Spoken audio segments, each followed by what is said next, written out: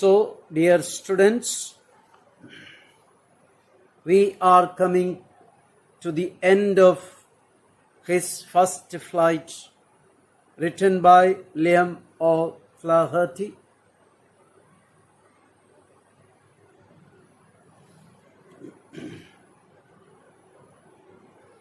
In the last class, we studied about the young seagull which was afraid to fly, thinking that it would perish. His brothers, sister, and parents, they were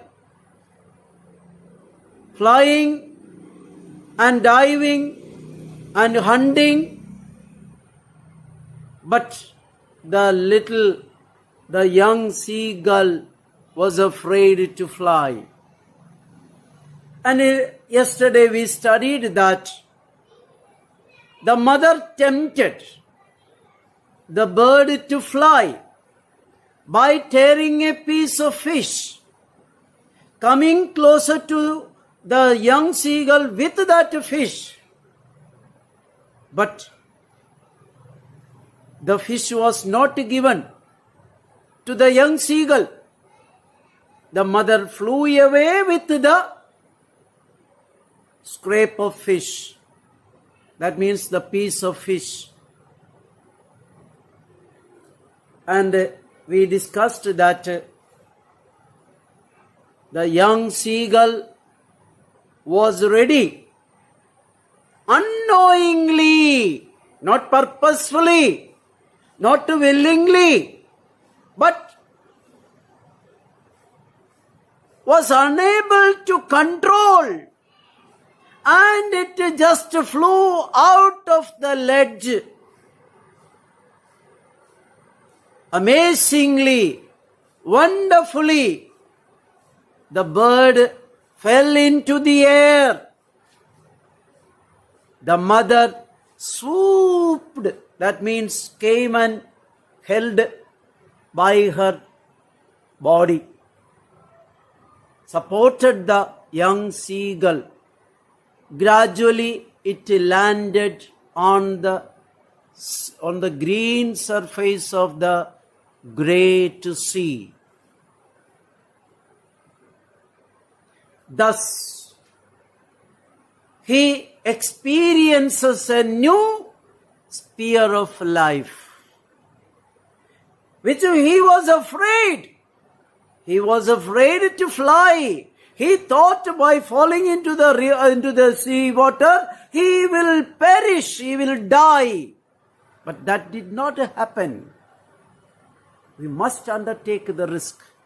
Here, then he completely forgot that he had not already.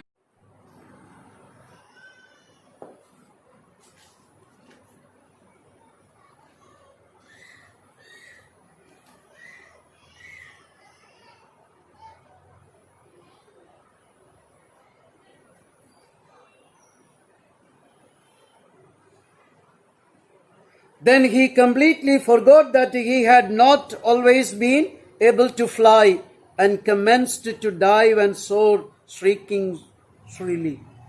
The bird forgot. The bird forgot all about the ledge, the fear. Everything was forgotten. He was nearer the sea now, flying straight over it, facing out over the ocean.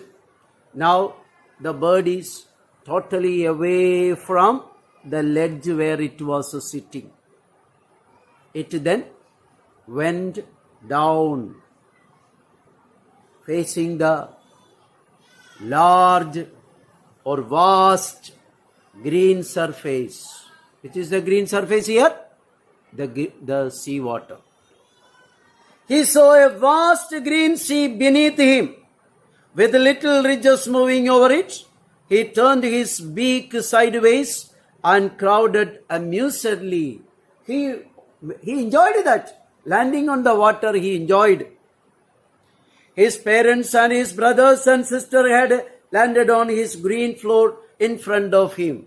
The parents, the brothers, and the sister all surrounded him on the surface of the ocean. They were beckoning to him, calling shrilly. He dropped his legs to stand on the green sea. See, only the seagull can stand on the seawater. Now it stood on the water. A little bit sink. When the belly touches the floor, top of the ocean, then it will not sink. He screamed with fright and attempted to rise again. At first he was afraid. He thought he may perish, but that will not happen because it is the nature in itself. He flapped his wings. But he was tired and weak with hunger and he could not rise. He was tired. This was the first experience he had. He was hungry for days. His feet sank into his green sea and then his belly, you know what is belly? Belly is the stomach. Stomach touched it and he sank no further. He was floating. Floating means he was flowing on the top of the water. And around him, his family was screaming, praising him. The family all congratulated him. And their beaks were offering him scrape of dogfish. They were given, or they gave him the pieces of the dogfish they had. He made his first flight successful. So, in this lesson, we have studied the challenge the young seagull had undertaken. No gain if there is no pain. No pain, no gain. We must undertake some risk to achieve some goal. So this lesson shall be an inspiration to you because you are stepping to higher secondary class. And this lesson, that is, do not hesitate. Don't be lazy. To achieve the goal, you must get out of yourselves. This is a lesson for you. And how to achieve the greatness. I told you in the beginning, Abraham Lincoln became the first Negro, that is African or like that, Negro person, the President of America. And that was his life situation was very, very miserable, but he became great. Similarly here, the bird was hesitant, afraid, but at last he achieved the greatness. He conquered the ocean. Similarly, we must conquer the examinations. We must conquer the result. We must make the result under our control. Challenges shall be taken. Wish you all best and see that you have to go through this lesson. And I'll give you some notes, but I advise you never depend on anybody else's notes. You should practice preparing notes yourself, especially in English.